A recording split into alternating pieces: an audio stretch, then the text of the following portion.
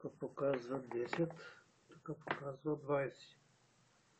Напрежението, захранването, UPS-а 1038.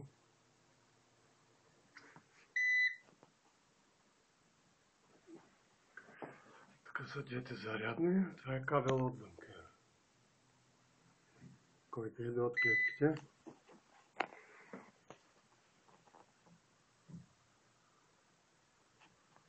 Иначе ми трябва това да дава 30 ампера при 200 Вт. UPS е 80 Вт. Това е напрежението. Натварването в момента е 200 Вт. Осветление.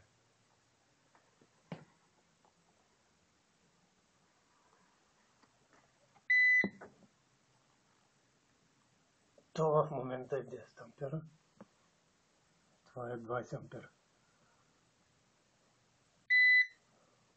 Напрежението пада, когато включим.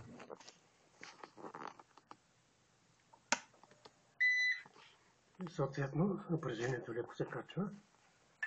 Тук разхода става 7 ампера, тук 5 ампера.